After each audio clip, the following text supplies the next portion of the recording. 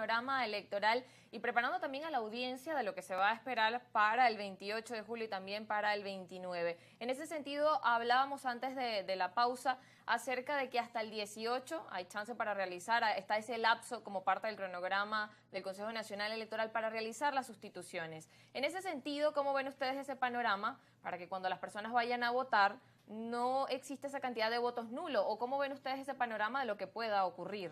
Bueno, yo creo que es importante, quizá lo dijimos muy rápido, la ley en su artículo 63 y 64 estipula lo que se llaman las modificaciones y las sustituciones, en este caso sin efecto en boleta.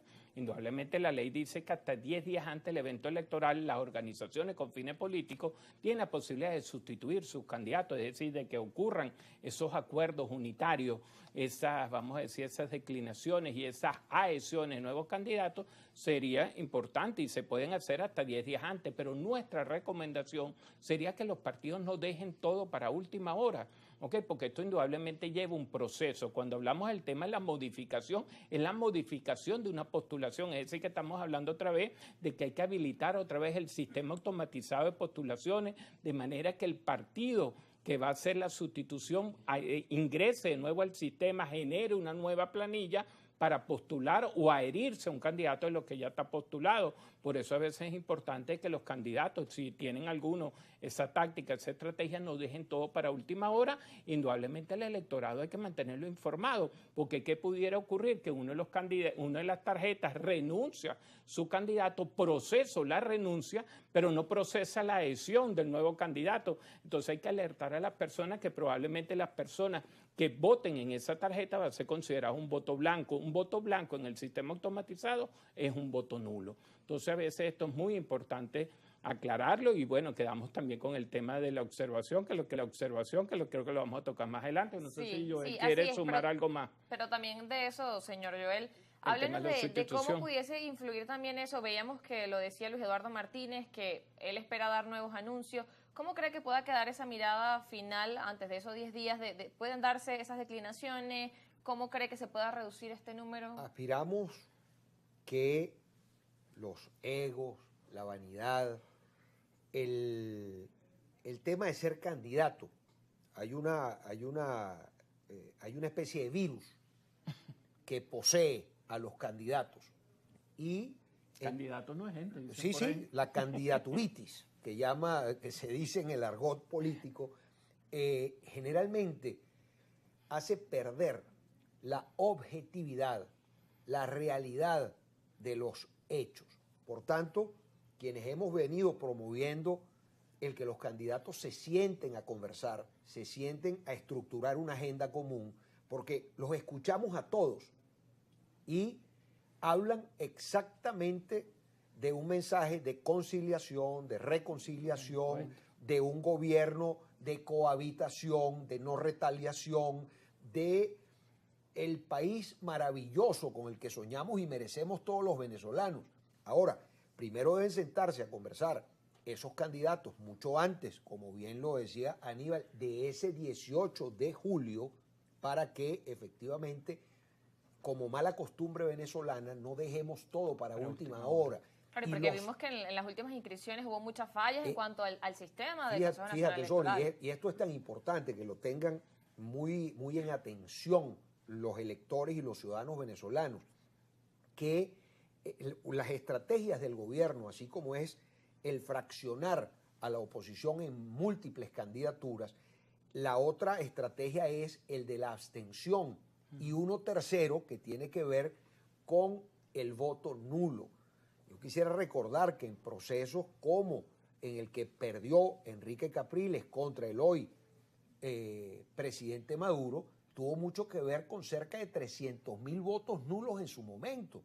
Eso fue una barbaridad y los cálculos hoy manifiestan que sí sucede que los recursos interpuestos por el diputado Brito y el señor Ratti ante el Tribunal Supremo de Justicia llegaren a prosperar, que pueden ocurrir hasta el último momento para que efectivamente no pueda sacarse el tarjetón electoral ni pueda existir la fe de ratas y esos votos entonces se canalicen por la tarjeta de la MUT y sean nulos, porque vale decir que los recursos fueron interpuestos contra la tarjeta, no contra el candidato, solo que por retruque. Por eso es que también debemos llamar la atención de los candidatos a que no se canibalicen, porque cualquier cosa puede suceder y hay que tener a candidatos preparados para abordar la posibilidad de salir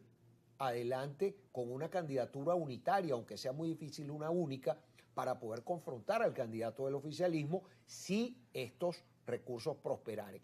Y allí, para entrar de una vez en el otro tema fundamental, que es lo de la observancia, los mejores observadores quizás no son los internacionales, los mejores observadores son los testigos de mesa, el padrón electoral que se estructure, porque el voto silvestre es verdad que es muy lindo y muy soñador, pero la estructura de los partidos políticos, la estructura de la convocatoria al ciudadano para que participe, cuide y defienda su voto es fundamental.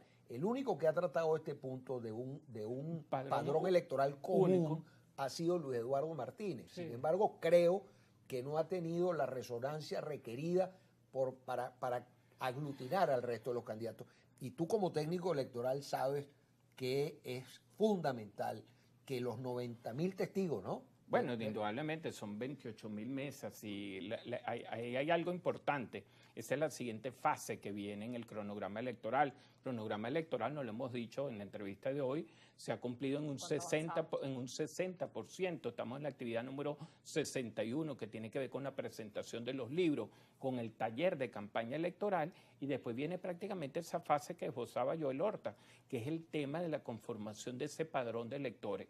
La constitución de las mesas en Venezuela es indudablemente un proceso quizás muy bonito en su práctica o en la teoría, más que todo, porque hablamos de la participación ciudadana.